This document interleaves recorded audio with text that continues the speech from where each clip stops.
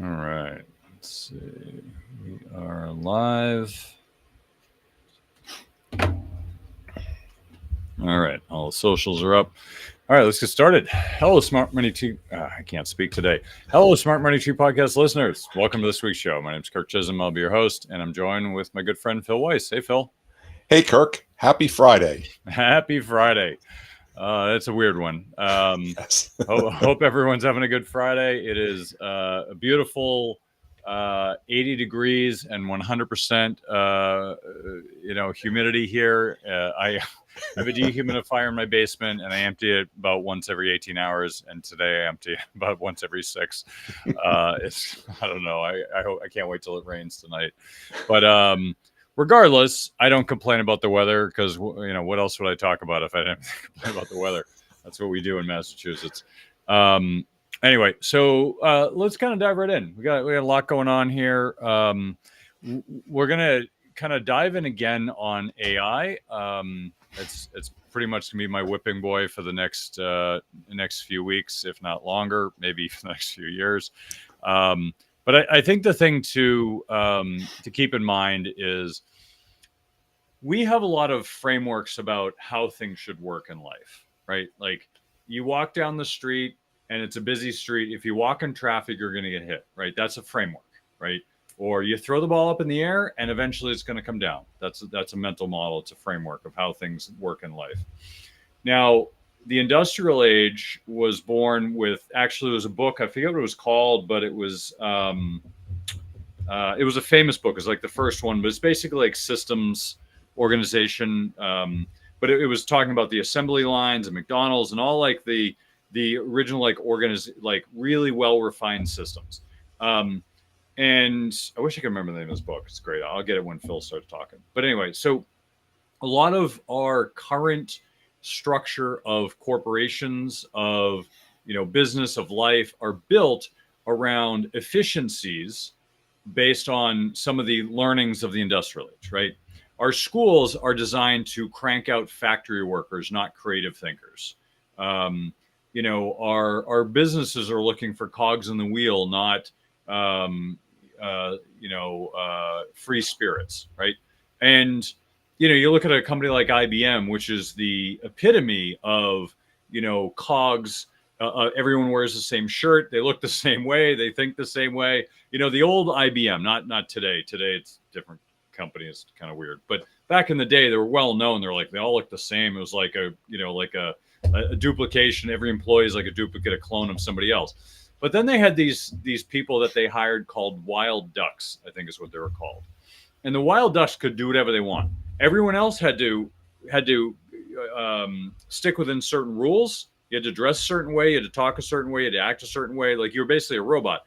But then they had the wild ducks. Wild ducks would come in Hawaiian shirts. They'd leave in the middle of a meeting. They could do whatever they want. Like there were no rules for these people, but these people were the creatives. They were the people that would innovate for the next cool thing that wasn't there. That was exclusively their job. And I keep coming back to like the ant analogy. If you look at ants, you drop some ice cream on the sidewalk, like 93% of them are going to go to get the ice cream and bring it back to the colony. Whereas 7% of them are going to wander around aimlessly like they only have one antenna, like they're just, weird ants. But their whole goal is to find the next ice cream. So, when we think about the way things should be done, we think, oh, everybody should find the ice cream. Well, no, there should be people looking for the next best thing, or else we will never have innovation. And our society is roughly structured in that way, too, if you think about it. Entrepreneurs, inventors, they're a small segment of society, and they're the innovative thinkers. And you probably think, well, this guy's cuckoo, but if it's not for this guy, we wouldn't have the toilet. We wouldn't have the car. We wouldn't have the microchip. All these things because somebody decided to think differently. So what I want to reflect on everybody for AI is another one of these inventions that completely changes the dynamic and the norm of what you expect. We think of life in terms of, a lot of us, in terms of productivity. We have work. We have a purpose. I get up every day. I go to work. I provide for my family. I help clients. I have fun, professional advancement. Phil and I get to do this once a week and chew the fat. Like all these reasons you go to work. it produces a purpose in your life. If I didn't have to work, let's say somebody gave me like $1 million every year and I didn't have to work, I'd turn into one of these useless heirs of like $1 billion fortunes that just, they're all drugged out and they're partying every day. I don't want to disparage Paris Hilton, but you know what I mean.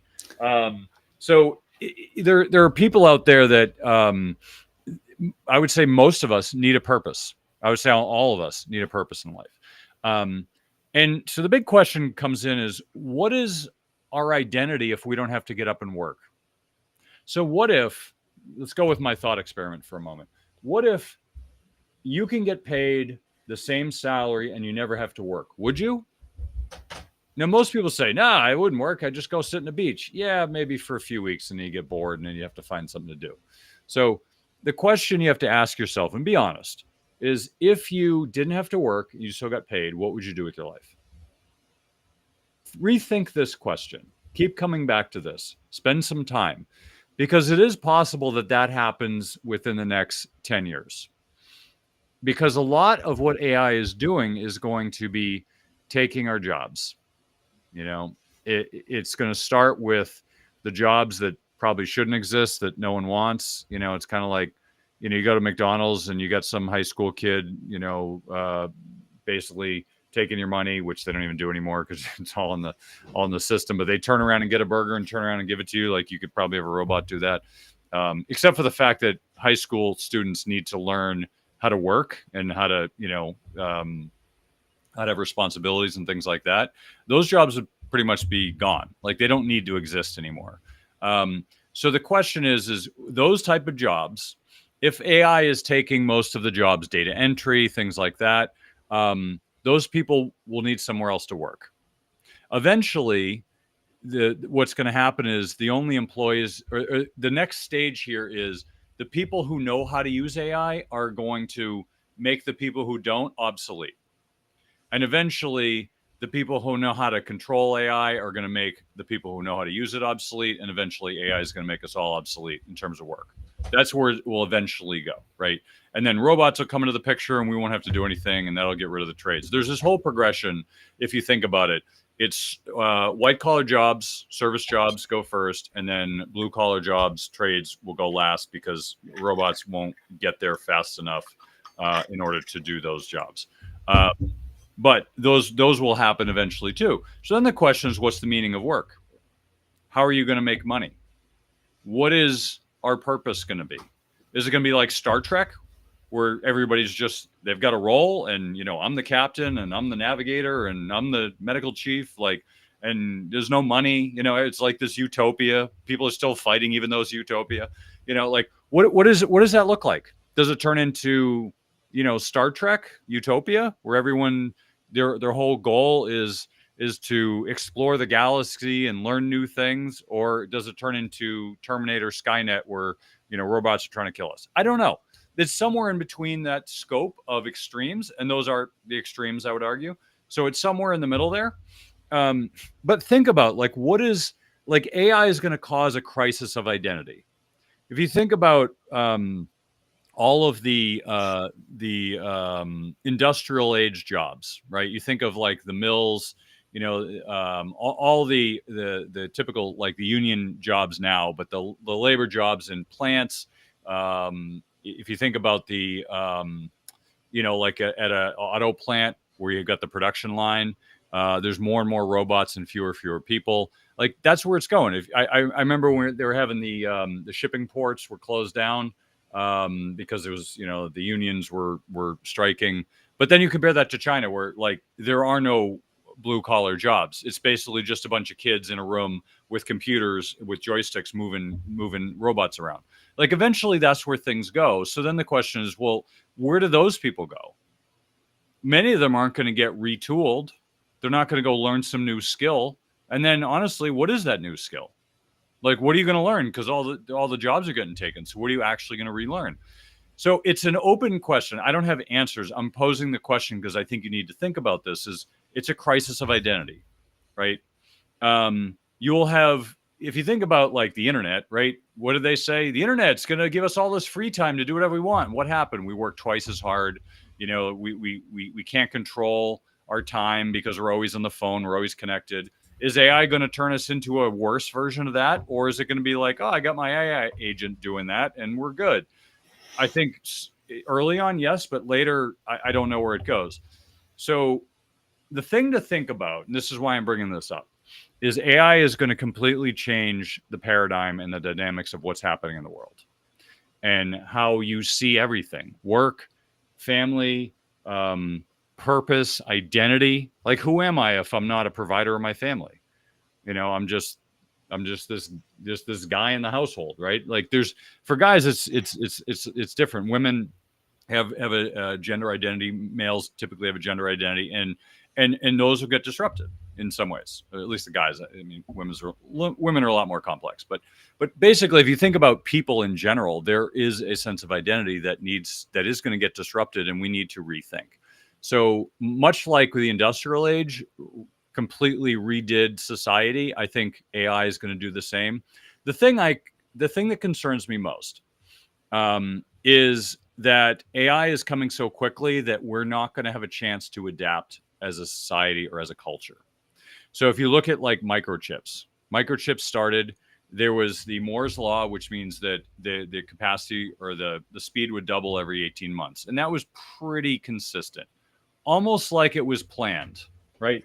If I was so inclined and I happened to have a tinfoil hat on, I would say that was a planned experiment where they introduced this thing and said, well, if we roll it out too quickly, it's going to destroy our economy because people aren't going to have a chance to adapt.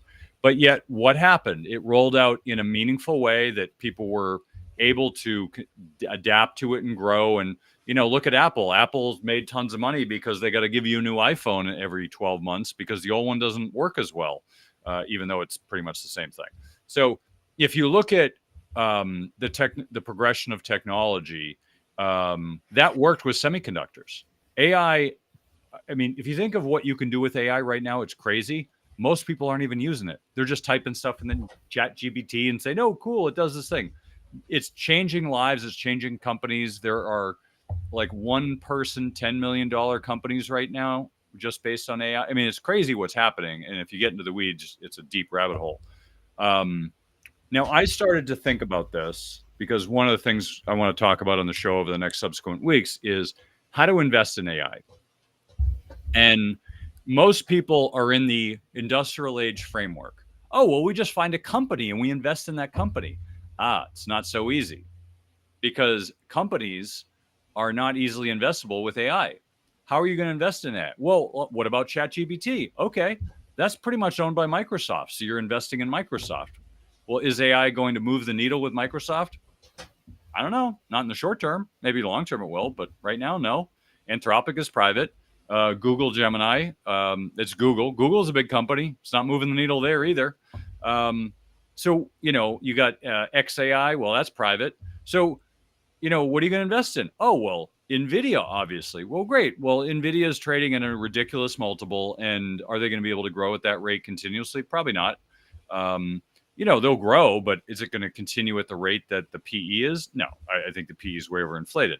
What else can you look at? Well, you can look at energy because we need more energy, power generation to power AI. Okay, but energy is not a great investment. It's this weird thing. It sounds great, but as an investment, it's like you're investing in a utility.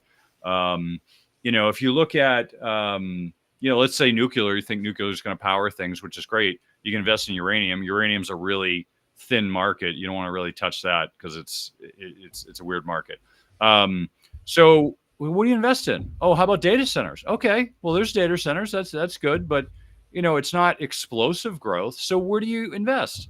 Well, the best that I can come up with right now, and I know you're all going to hate this, the best thing I can come up with right now, investing in AI, the best thing to do is invest in your understanding and your education in how it works. Because I don't know how to do this yet, but I know people have done it. I could go out and create a $10 million company in a very short period of time with just AI, no employees, just me and a bunch of AI employees. I could do that. That is possible right now.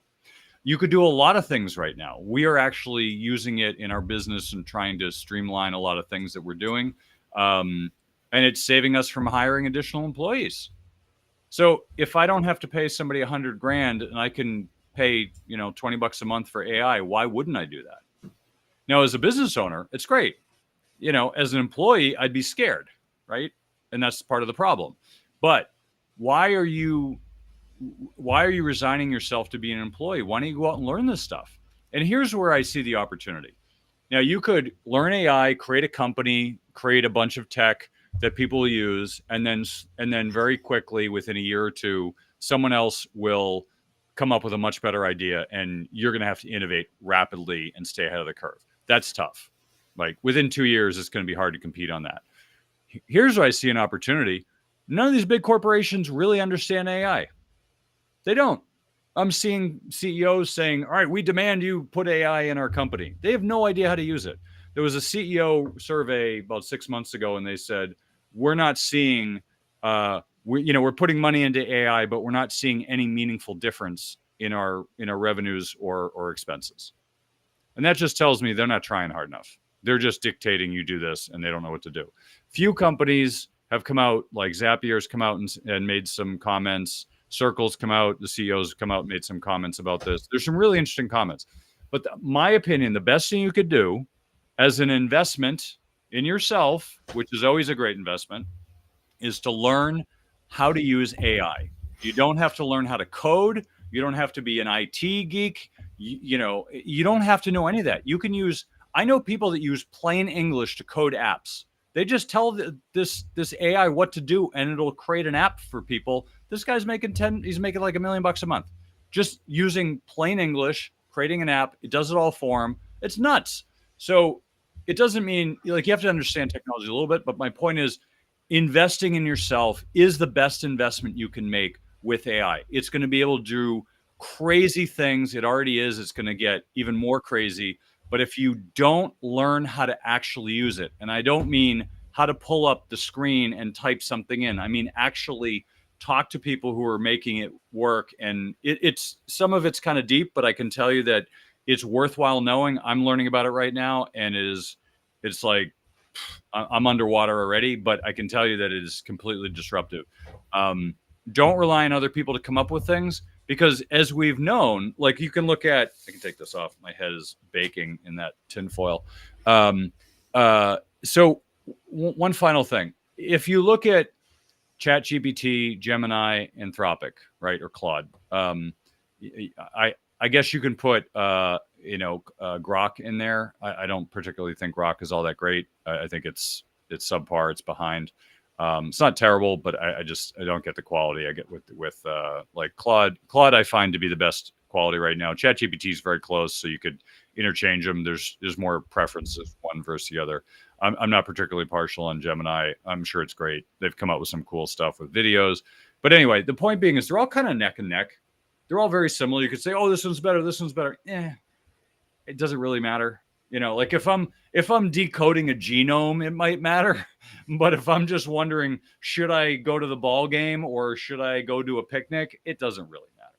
So my point is they're all really neck and neck. So are you trying to find which one's going to be the best? I think that's a fool's errand. I think it's a bad idea, because how do you know who's going to win? And even if they do, you're creating a commoditized product. It's all based on which one do you like better? I like this one. I like this one. Or it's based on user interface. Oh, well, I started using ChatGPT, so I might as well stick with it, right? And you got this stickiness. It's not really sticky because I use multiple different ones, and I'm not tied to any one of them. But I can tell you that, right now they're not sticky, but I can guarantee you they're going to create a stickiness into them, because that's how you make money. So point being is learn how to use them effectively. We'll try to put stuff in the show over time, but try to think through frameworks of how to you need to know how to think, how to think about AI, how to use it as a framework for your life. Here's one.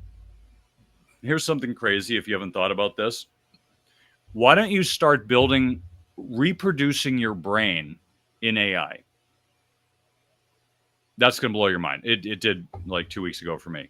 Replicate your brain in AI. Teach it how you think, about the world, how you make decisions, what's important, what's not, all these different things. Create that inside of AI and then use that to make all your decisions for you. That if you do that, you're going to be way ahead of 99.9% of the people out there because it's basically helping you make good decisions. No, it's not the only way to make a decision. I don't rely on it that much, but I think it's cool that it can do that, and I can have it do things for me because it knows my preferences, knows how I think, what's important, what's not, my strengths, my weaknesses. It's like having a mini me, which is effectively where AI is going. Is you're going to have a mini me that helps you do things. So why not start now? Take the time. It took me a whole day. I did it in actually about half a day. I set this thing up in half a day. I have a second brain. It's not perfect yet, but I'm working on it. So things like that. Come up with structures that you can leverage, right? Resources, tools come and go. It's cool to geek out on video that creates videos and creating a baby that's replicating voices, and that's all cool. But if you really want to get ahead of most people, focus on reproducing your brain, creating an understanding of priorities, processes, resources, stuff like that.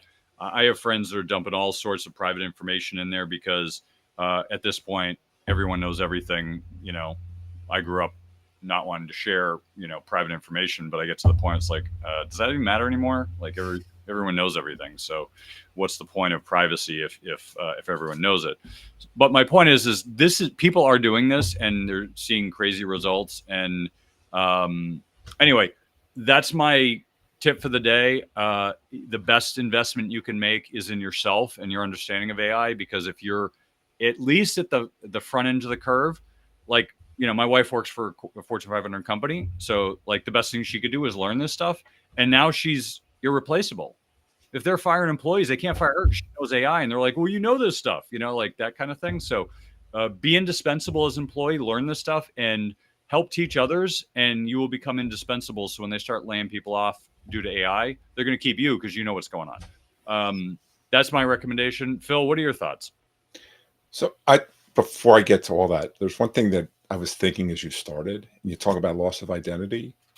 It's no different, if you think about it, than what so many people have happened to them when they retire, right? Because their identity was their job, and that's what they associate with them.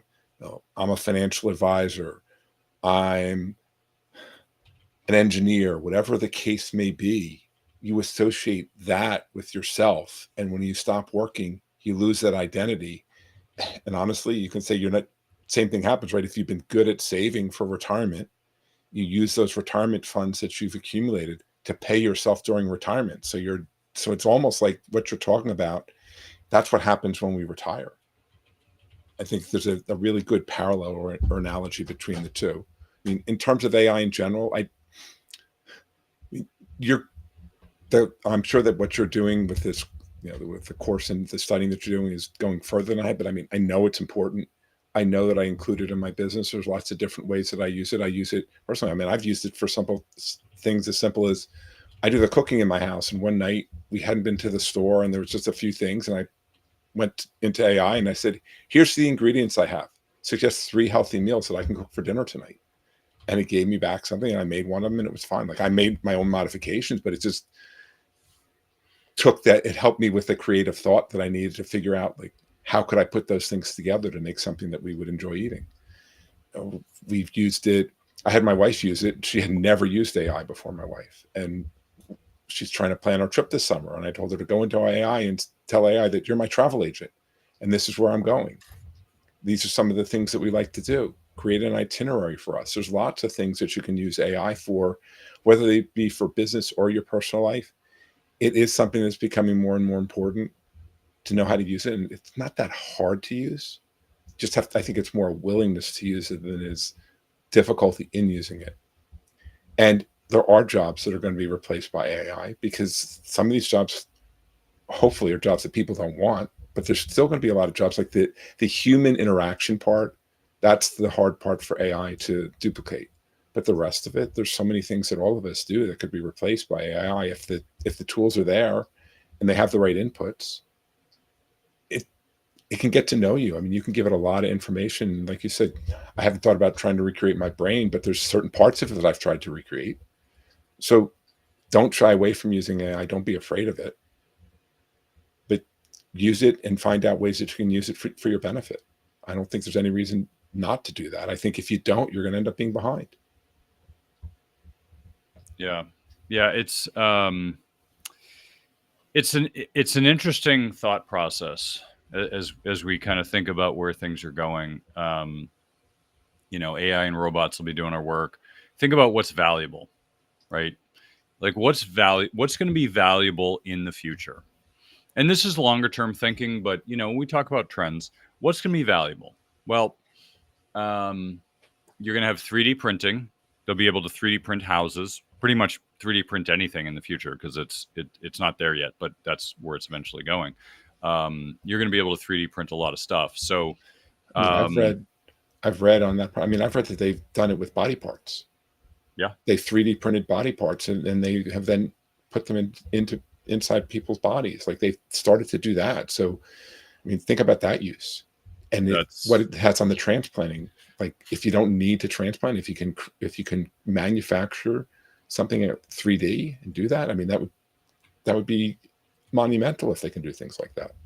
And they've started. The ethical questions around that are crazy. Yes. I mean, I'm with you. I actually just listened to a podcast where they're talking about, editing genes, like where do you draw the line? One guy who did this with, I guess he was a Chinese scientist who was the first one to edit human genes, and he removed like some sort of HIV gene or something like that. And like the community completely chastised him globally.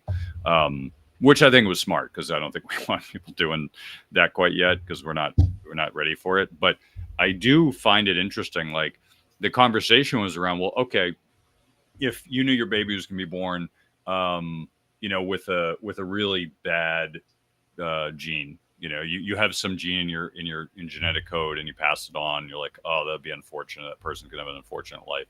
The question is just, should you change it? Is making that baby's life harder a good thing? Because challenge is what makes us ourselves, right? It's what makes us who we are. If you're never challenged, you never become who you should be. When you're challenged, it shows you who you really are. There's a quote in the movie Wall Street when Bud Fox is about to walk into the firing line at the end of the movie, and the old guy, the old guru guy, kind of comes up to me. He's like, "Man stares into abyss. He looks in and sees nothing back. That's when man finds his character." And I didn't get it for like the first 1,000 times I watched the movie, but like, I think 10 years ago I got it. And I'm like, ooh, that's deep. Like that's really, because the reality is when you're at your worst, at your lowest, that's when you find your character. Who are you when you're at your worst? So putting people in situations where they're challenged by something makes them a better person. I know with my kids, one of them is more significantly challenged than the other, and you could tell the outcome is very, very different. And so one question is, do you do that? Like, should you do it? Should it be allowed? Should you do it? And then question is, should you? I mean, if the kid wasn't going to survive, I'd say, okay, it's probably worth doing. But like, where's the line? Like, where do you draw the line? Right? Do you draw the line and say, well, actually, having blue eyes is a bad thing. They should be brown. So I want my kid to have brown eyes. And so there's no easy answer. Like, who's going to be the arbiter? Who's going to be the policeman of all this stuff? So it's a weird rabbit hole. But the same rabbit hole applies for AI too, because we're in this place where I've been watching a lot of interviews with AI experts, and some people are just permables. They're like, oh, it's great, it's going to change the world. And you can tell like this person hasn't, maybe they've thought about the bad stuff, but it's like they're a cheerleader. Yay, jish kumbah, yeah, go AI. Like, I don't want to hear that. Just like I don't want to hear somebody tell me that the Terminators are going to rise tomorrow because of AI. Like, the extremist, there's we call it kind of like, apocalypse porn, because people just can't get enough of it. They just can't stop. And it's kind of like one of those things that you have to really pull yourself out of that, because it's real. Human beings really find it easy to go to like the extremes, like, oh, this is what's going to happen. And of course it rarely ever does. So I find it hard to think through what the future is going to look like. And the more I understand, the harder it is to see what that's going to look like. And I think the best you can do is just prepare yourself by learning and just by learning new skills. I'm trying to get my kids this summer to learn AI, like just understand how it works and how to think. I don't want them to use it because they're in school. I don't want them to cheat. I want them to actually learn stuff. But I want to teach them how to think about things so that they understand the skill set, so that it's something that's valuable as they grow up. But then also I worry, like, is college going to be a thing in 5 years? I don't know. Like, are people going to go to college? Because what are you going to be learning? You can just go to AI and do it. That's what kids are doing now. Anyway, so move on to other topics, but I do think I want to keep coming back to this. So the one thing I will say before we kind of move on is the one thing that will be valuable, and it always is, land. So no matter what happens, 3D printing houses, AI, whatever, there will be a value in having land, because they're not making any more of it, and you can do whatever you want on your own land, at least as of this moment. Maybe not in all states, but most of them. And you can do what you want. So maybe having a good plot of land is the answer for, what it actually has value in the future. Because maybe electricity, because I've seen some cool stuff, maybe electricity is borderline free. And that's going to really mess up the economy too. So you think about these big things, they can't roll it out because it would completely destroy the economy. So they have to be slowly rolled out. And if that's the case, like, what does that look like? I don't know. If you could use as much energy you want, what does that look like? What's our purpose? These are bigger questions, but I do want everyone to think about them, because if you don't think about them, then when things do change, you're going to get really anxious. Your brain is going to shut down. This is what happens when big things happen. This is another reason why things aren't rolled out too quickly. Because people's brain shuts down. It's too much. It's overwhelming. I don't want to think about it. Like, let someone else think about it. That's part of the problem. So I would say learn as much as you can now. Try to stay up with it if you can. Become a indispensable employee wherever you are with AI, because it will do wonders for your value as an employee and your longevity, in my opinion. So let's get into some practical stuff. Where do you want to start, Phil? There's so much going on in the world. Do you want to talk about the biggest divorce in the bromance, the bromance breakup? Yeah, or should we talk about jobs, or what do you want to talk about? There's so much to talk about. But let's talk a little bit. We can talk about the bromance first. Okay. So it seemed inevitable to me, at least, that Trump and Musk were not going to stay buddies forever. It's just, that just didn't seem possible. And we've heard rumblings over the past week or two from Musk where he's complained about a few things. Like he's had some comments about the tax bill and some other things. And it seemed to really come to a head yesterday. And it resulted in a big drop in Tesla stock, and went down to, I think it was $150 billion in market cap, which is like a record one-day loss. It's recovered some of that today. It's all kind of interesting to me when you think about the fact that Musk helped finance a lot of things that helped Trump get elected. They were working together, and now I saw that. I think the last I saw was that Trump wasn't going to accept whatever apology Musk was going to make. It's like, it doesn't seem like it should all be part of the equation, but it feels like it is right now. And I don't know what's going to come of it, but it's just, it like I said, it seemed inevitable that it was going to happen. And the market, at least Tesla stock, has reacted to it. Not the market itself hasn't really been affected by it. It's really been Tesla more than anything else, because look at the market today, it's up. But the tax bill, I mean, without getting into political things, I mean, there are reasons to be concerned when we think about the fact that it's going to cost money, right? And everybody knows that. And where's the growth going to come from to offset it? I think that's obviously the big debate. Yeah, so I have a different perspective. I think that most people. So we haven't talked about this on the show for a while, but there's this concept called second level thinking. And Howard Marks is really one of the ones to really push this early on. Yes. So the concept of second level thinking is, it's like this. It's like when Rumsfeld came out and talked about the unintended consequences. There's the known knowns, there's the known unknowns, and then there's the unknown unknowns. Like it's a deeper level of thinking that's required to look at a situation. So let me give you a perfect example. I don't know if you remember this, Phil, but back when Elon said, I'm going to buy Twitter, right? Remember that? It was like, what, a year and a half ago? So I'm going to buy Twitter. And people flipped out. They're like, oh my God, you can't buy Twitter. It's terrible. You can't do this. And, you know, blah, blah, blah, blah. And people were freaking out. Like, you can't do this. And, you know, it's the people who basically had their little piece of the pie, their little fiefdom, you know, like all the people who had something to lose were freaking out. Oh my God, this is going to be crazy. He's going to ruin it. And, you know, he's a Nazi and all this stuff, right? It's all BS. It's all propaganda. But that was basically trying to tell people, like, it's a bad idea. You shouldn't support this. Well, there's nothing people could do, right? He's taking it private. Anyone could do it. I could do that if I had enough money. I just don't, you know? So he took it private. So what happened in that process? People were beating on him. He did something that I haven't heard more than one or two other people pick up on this. He did something that was absolutely brilliant. In the middle of that process, when he was getting beat on by everybody, he said, I've looked at the numbers and I don't want it. It's too expensive.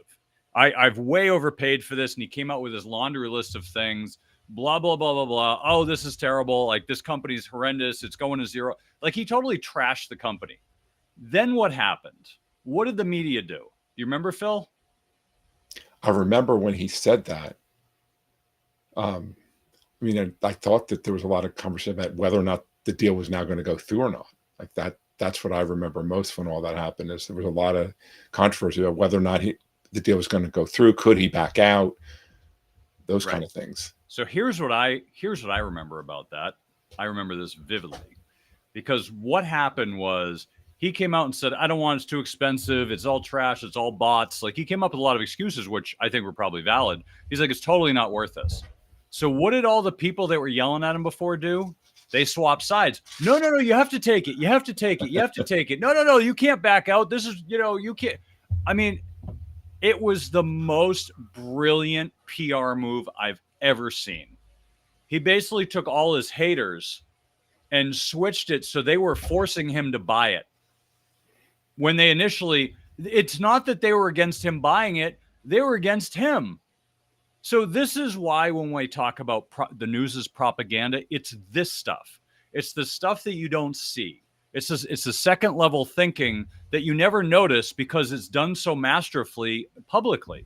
So he switched sides. He's like, I don't want it. Everybody's like, no, you got to take it. You got to take this trash. I want you to go bankrupt, because everyone wants the guy who's ahead. Everyone wants the winner to fall. You know, the biggest to lose. So like, oh yeah, it's going to crush him. He's going to go bankrupt and all this stuff. And what happened? Snapped it up, closed it, no problem. No one was complaining. He snuffed out all the opposition by trying to get out of the deal, quote unquote, get out of the deal. He wasn't going to get out of the deal, but that was his way of doing. I mean, it was absolutely brilliant. And if somebody tells me he absolutely didn't come up with that, I don't know if I wouldn't believe you. I mean, Musk is a brilliant guy, right? So if anyone would come up with this, it would be him. But I thought it was absolutely brilliant. So anyway, the point being is that's second level thinking. That's not trying to put a square peg in a round hole. That's saying, how do we solve this problem so I get everything I want? People like Musk, people like Trump are masters at doing that. They're masters at them giving they're masters at you giving them what they want and you thinking that you want. They're absolute masters at this. And you have to see this. You have to watch for it. You won't notice it unless you're watching for it. But anyway, so second level thinking. So I see this. Musk wanted Trump to win. He supported his campaign, right, and all that, and they're buddies. And then, they start doing actual work, right? Hey, I did Doge, and I didn't, I came up with 10% of what I said I would do, or like not even like 7% of what I said I could get. And I wasn't happy at that. I was like, you got to be kidding me. You said 2. Okay, I could go with 1, but 160 billion. That's ridiculous. That's all you can find. I'm pissed personally.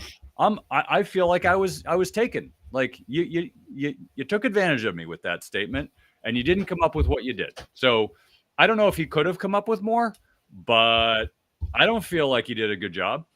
Okay. And I'm calling it out because before the election and after the election, I've told everybody I was a supporter of Trump, not because I love Trump, but because the other solution was so horrendous. It would be borderline like, we're going to turn into Zimbabwe kind of scenario. So I just think the Democrats were just the party, not the people. The party was a disaster. Okay. The people, I love the Democrats. I have a lot of friends that are Democrats, but the party itself was gaslighting their own party, lying. It was terrible. So I had a problem with that. And Trump was speaking to the populace. He was speaking what everybody wanted. And as long as he makes good on the deals, then I'm good. But if he starts not doing it, then you're just every other politician. So at the moment, I'm not happy with Musk because he didn't come up with what he said he would. Even if it was $1 trillion, I'd be happy. But it came up with like 7% of what their goal was. That's horrendous, right? He did a better job at Twitter than he did with Doge. Second part is the big, beautiful bill is big. It's beautiful if you like spending money, not for somebody like me. I think it's fine. I like some of the stuff, but the fact that you can't go and save money, I'm kind of pissed. I haven't seen all the pork, but I'm sure it's in there. I haven't even bothered. I wait till it's close to done before I start throwing darts at it. But at the moment, it's like, come on, you can't do better than that. Like, we are never, if this is the best we can do. So if Trump and Musk, the team, the dream team, if the best we can do is save 160 billion and we still add back on a ton of pork through trillions of dollars through the next bill, what good did Musk do anyway? Which I know is his objection, but I think, it's not one side. It's not Musk versus Trump. It's like they both kind of are underwhelming me with my expectations. And I'm sure a lot of other people. So if you think about it, we're toast. My deadline of early to mid 2030s is still the brick wall that we're going to hit. If we don't fix our stuff by then, we're all done. And not just us, the globe. Everyone has the same problem. So anyway, long-term picture, something to keep in mind. But second level thinking, and I also look at it and say, is this public divorce actually going on, or is it just PR? And I don't know. And I just say this speculatively because anytime you see something publicly, you always have to wonder, is this for show? Because Trump is a showman. Remember, Trump is a great showman. He's like, who is the guy, the greatest showman? What was that guy's name? From Ringling Brothers and Bart Bailey?